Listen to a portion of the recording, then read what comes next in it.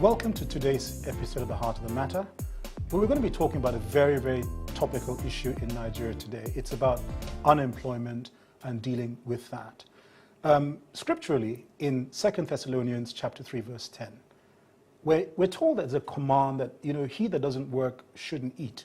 But is that really apt in Nigeria's situation today? So what's happening in the country? We are in economic dire straits, many people say.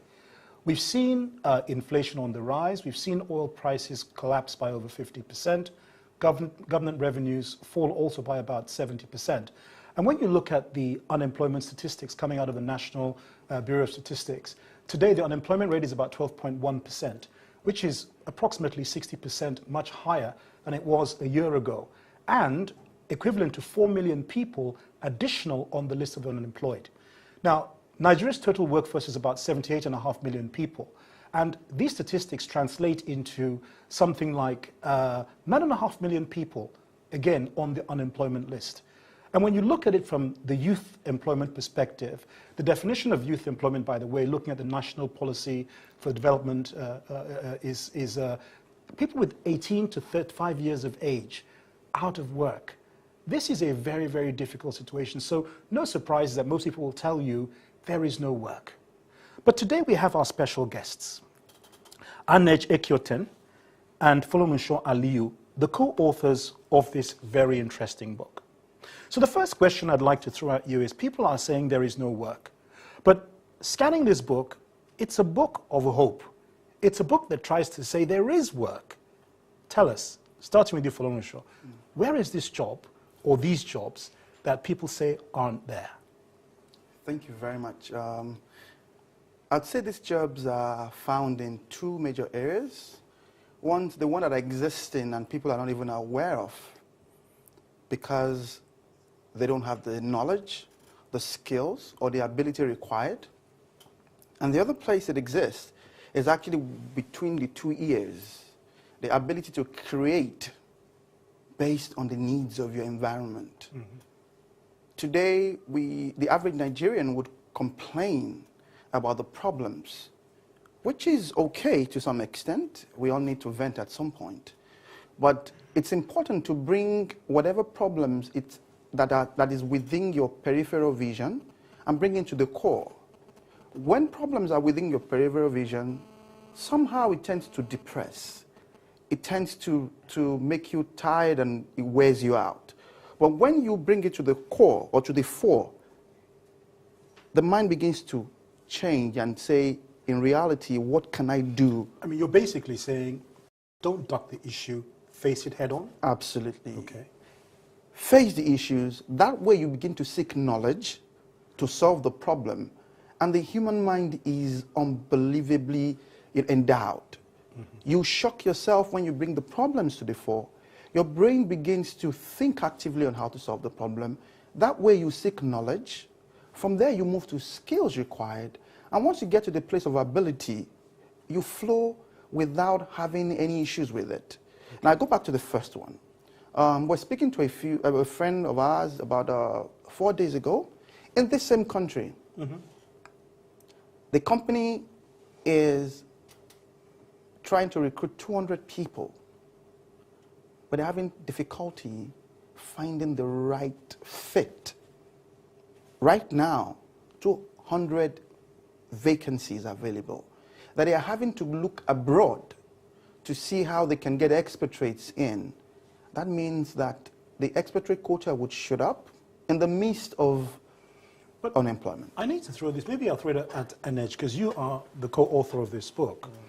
You're telling me that we're looking to export jobs overseas. In fact, I've been watching the American election process, and that's one of the biggest issues. Why are you saying they are struggling to find Nigerians who can do this work? What's the difficulty? Now, I think the difficulty there is this. He's mentioned very key, factors about knowledge and about skill and ability. Now, I'll take it a bit further and translate that into a simple thing. Every employer is looking for one thing. Every employer that puts out an offer of recruitment is simply looking for solutions. They have a problem and they are looking for a problem solver. Sure. Now, the issue is this. You now have to ask the people that are applying for the job, the people that are being called to come and apply, do they have the expertise to provide the solution? Can they really say they can provide the solution? What value, if you look at the value chain of the employer, in what place can they add value looking at what the issues that the employers are facing? That is where the question arises. So if there is no value that you are bringing, because mind you, an employer is not doing you a favor, neither are you doing the employer a favor. It is simply a question of value exchange. Absolutely. And naturally rewards follow value. So if there is no value being brought, I mean, naturally, the employer will look for where they can get solution that will add value to their system so that at the end of the value chain, the output will be basically, I guess, in summary, what you're saying is, if your main skill is about making tea, don't go and try and fly a jumbo jet. Oh, absolutely. But I'm sure our audience will be quite interested. Without naming names, what sector is this particular opportunity in that we're struggling to fill with Nigerians? Telecoms, actually. In telecoms. Yes. But you know, what surprises me is that we've had a thriving telecom sector now in Nigeria for the last 15 years. Surely Nigerians have learned an awful lot. And one of the things that I'm very proud of, I have to say quite honestly, is that there are many, many Nigerians in the diaspora who have excelled themselves quite well. And not just Nigerians who were born overseas and live there or whatever. Many Nigerians who left here have gone. So I'm generally struggling with a situation that says, you know, we can't do the jobs. Maybe there could be something. Let me explore this.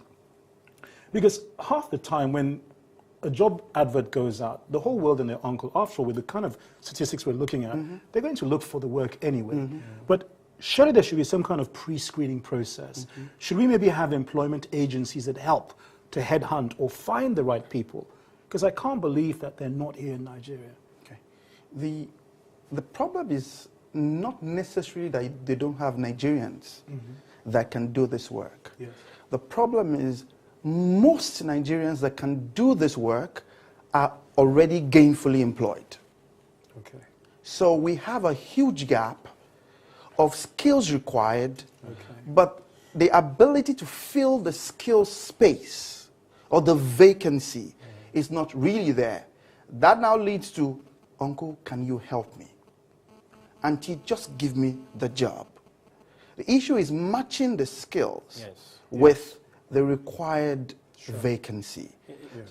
You know, there's something amazing that's happening even right now, you know, in the midst of all this that we are experiencing now that people don't understand. And I try to bring it, you know, to the consciousness of people that three things always happen during these kind of situations.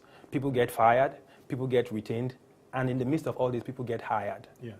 And I wonder, I mean, are you thinking about it? Why do you think an organization is still hiring when they just fired? You know, it's something happened. A friend of mine, you know, working in one of the biggest oil companies, you know, that we have in this, you know, country, was telling me how they fired a lot of their staff and all whatnot. Somehow she was able to escape it. And when we got into Lagos, we were talking to someone, and the person told us that the person said, he wanted to share good news with the person. And the person said, I just got a job in that same company. Awesome. Let's pause it there. We're going to go for a break right now. But what's coming at me, screaming loud and clear from both of you, is opportunity. Viewers, stay tuned. We'll be right back.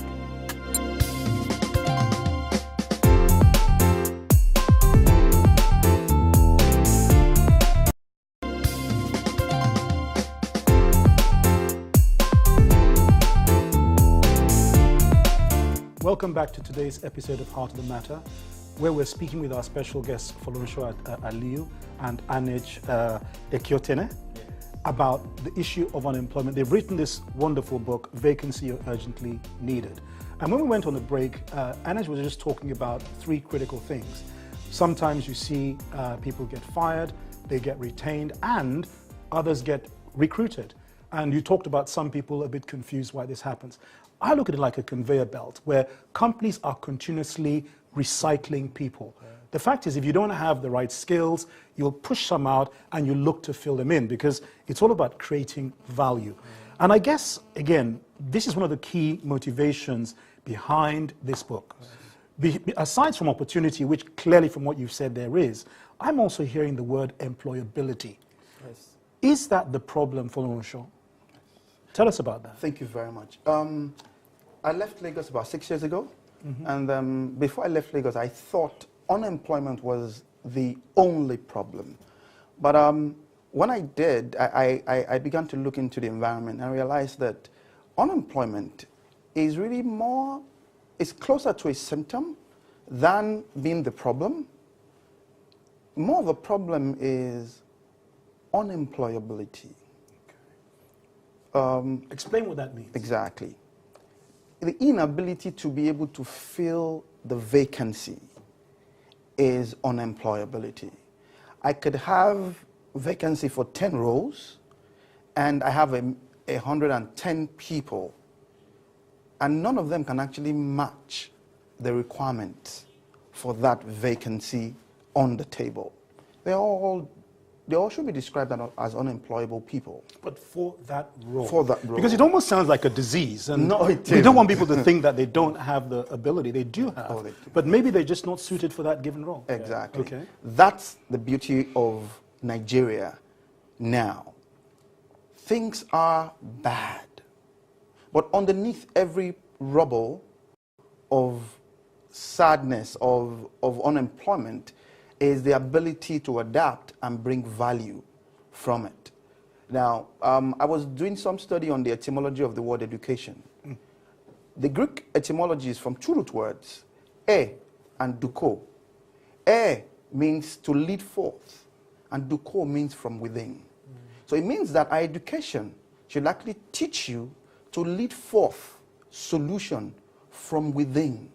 The solution is not outside there. It's in from you. within you.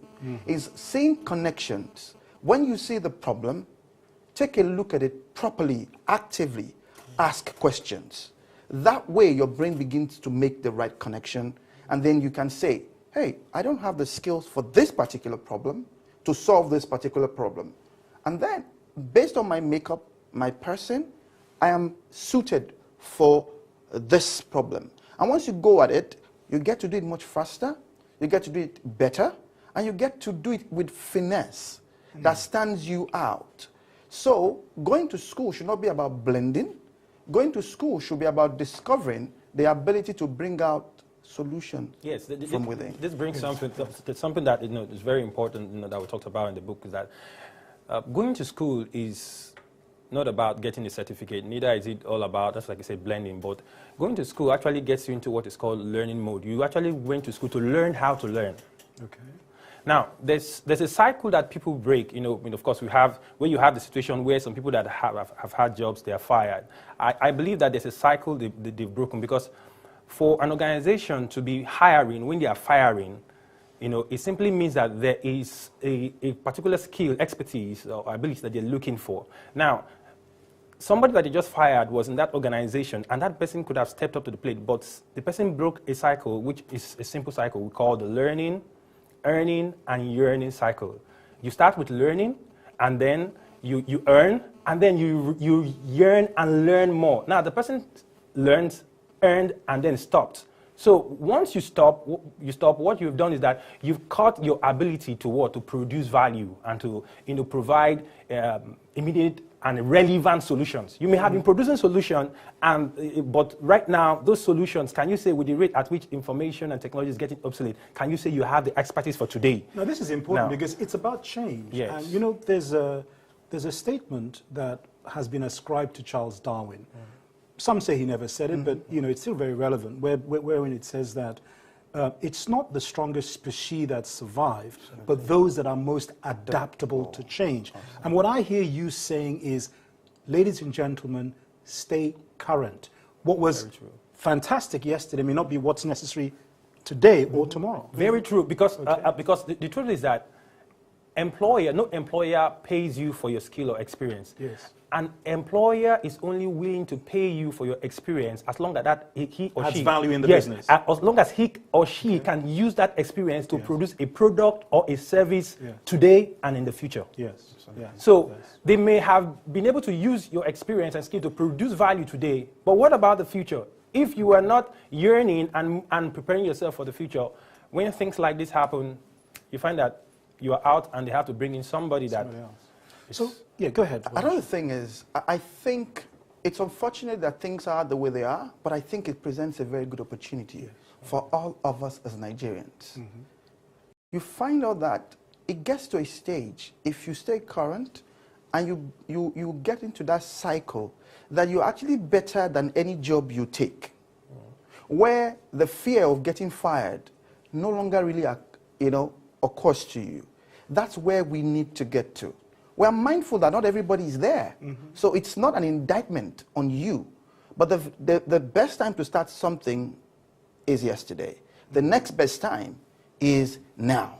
So it's to start that process. Now, I said we complain a lot, but we need to move things to the fore. People from abroad are looking into this country and are seeing opportunities that we are complaining about. For example, can I give practical example?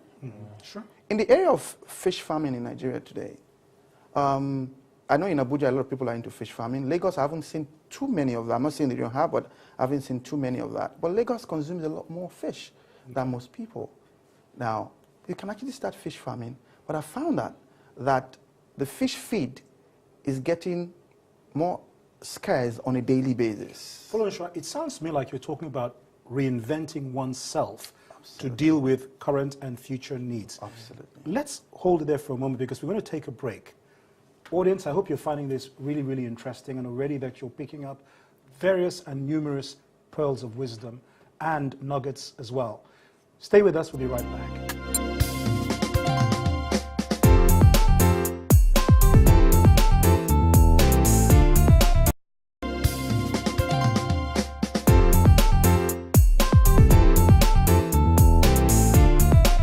Welcome back to today's episode of The Heart of the Matter, where we're talking about unemployment in Nigeria using this book, Vacancy, You're Urgently Needed, written by the co-authors, Folorunso and Anej. Now, just before we went on the break, we were talking about fish farming and people reinventing themselves. Frankly speaking, both of you are a modicum of that particular experience. You happen to run an ICT company, whilst you, Anej, you are a corporate trainer and a coach. And you guys have co-authored your first book, isn't it? Thank you. So you reinvented yourselves into authors while doing your major thing. So it can work. But tell us a bit more about reinvention, whether it's using fish farming or other examples. How can people do this? Well, thank you. If you don't mind, I'd like to quote something from this book. It's a quote I love so much by Eric Offers. It says, "In a time of drastic change, it is the learners who inherit the future. The learned usually find themselves equipped to live in a world that no longer exists." That is the core. I said I took fish farming. You know, you can actually do fish farming and still have a 9-to-5 job. Lagos right now, the cost of the average catfish is actually much higher than any other state. That's because it's scarce in Lagos. Okay. You can actually start a fish farm. But more importantly, moving up the chain, fish feed is actually scarce as we speak because of foreign exchange scarcity as well.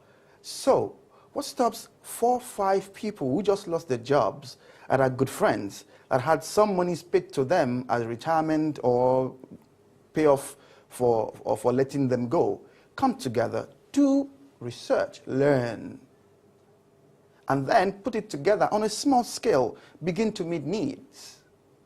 And thereafter, they yearn to make it bigger. Yes. Now, that is something that can be started immediately because there is scarcity as we speak.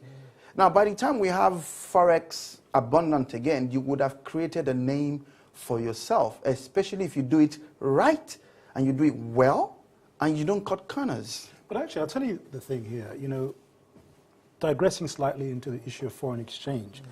One of the drivers of our foreign exchange rate is the strength of our trade with the external world. It's about exports. So, frankly speaking, who says we always have to import things into this country? Absolutely. So, and if it's not fish farming, it could be something else. The point is that there is a huge need of goods and services that a lot of Nigerians, and frankly speaking, Nigerians are one of the most entrepreneurial, very, very resilient, hardworking people I've ever seen in the world. You know, one of the things that has come across very strongly from everything you've said, it's in you, leadership from within. And you know, you've also helped us take this to another perspective. That perspective being, it's not just only about employer jobs, as in a company. You can start your own as well. Absolutely. All right. I want to also touch one final thing, because of course time is always an issue for us in any program like this. There are various initiatives out there, government-driven initiatives. We know the federal government plan to engage 500,000 people and train them as teachers. There's been talk about paying 5,000 naira a month to I think the lowest or the most affected in society. Even here in Lagos, where we're broadcasting from, we have, I think, the Lagos Employment Trust Fund. Is it government's role to create jobs, or is it somebody else's? Thank you for that very important question. I think, personally, every human being deserves dignity, and dignity is found in labor. Okay. When you start to create an entitlement mentality, you create room for rent seeking, you create room for corruption, and you create room for inefficiency. Yes. I'm well aware that there are people that need these monies to survive. But I think rather than giving stipends, can you rather help their person, their humanity, to be creative and let them take ownership of this? Yeah. I would rather you didn't give the 5,000 to them. I would rather you got them together and help them learn and start something that when they begin to produce, they produce more than the 5,000. So don't give a man fish, teach him how to fish. Okay. Yes, that way the dignity of their humanity is preserved. Okay. You help them to think that I'm worth something. All right. And in the long run, it's not sustainable. The wage bill for the state and federal workers is huge. What's the percentage of state and federal workers compared to the number of people in Nigeria? That's because when you do that, when government gets into trying to create employment, what you do is the bureaucracy leads to a lot of inefficiencies. Government should create the environment, ensure that it is easy for me to access knowledge.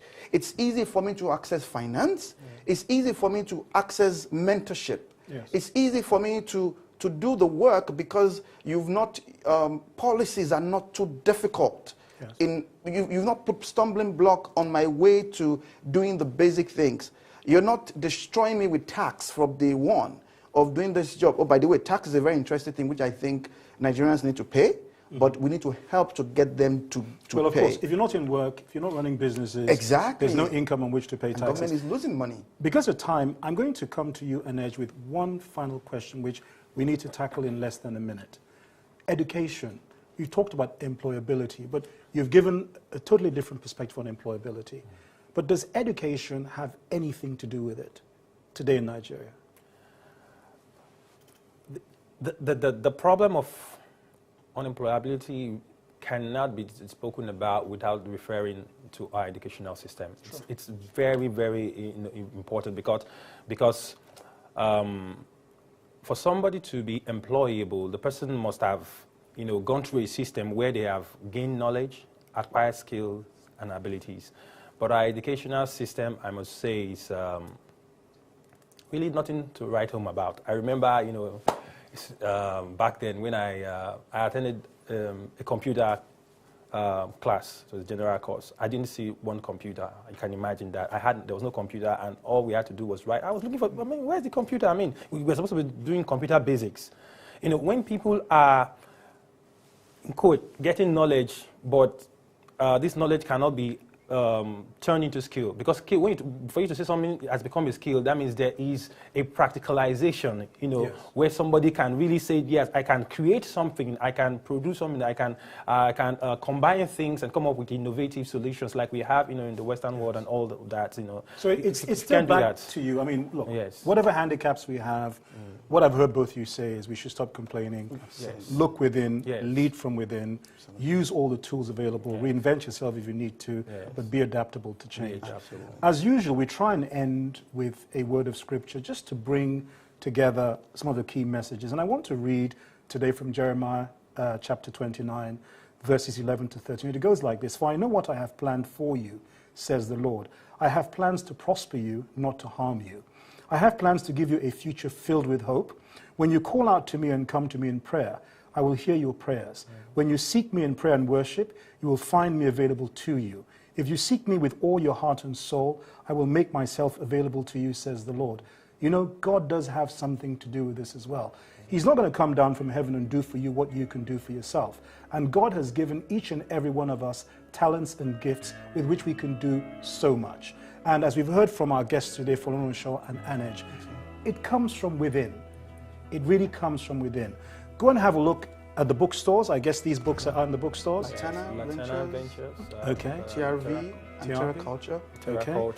And also Jumia and Konga will probably get information. And if people want to reach out to you, maybe get you to come and do interviews and talk about the book, how do they get hold of you? We have our details in there. The contact detail that you can call and you speak to somebody that you get straight to us. Or you can go to our Facebook, you just put in the name Anej Kiotene, or you put in Folorunso Aliu, or you look for Vacancy. Okay, anyway, those details are now scrolling on our screen. So people can actually see it on the screen now and they can reach out to you. Thank you so much for coming today. Thank you very much. And you to Anej. Thank you very Audience, much. thank you too. Thank you very Stay much. blessed until next time.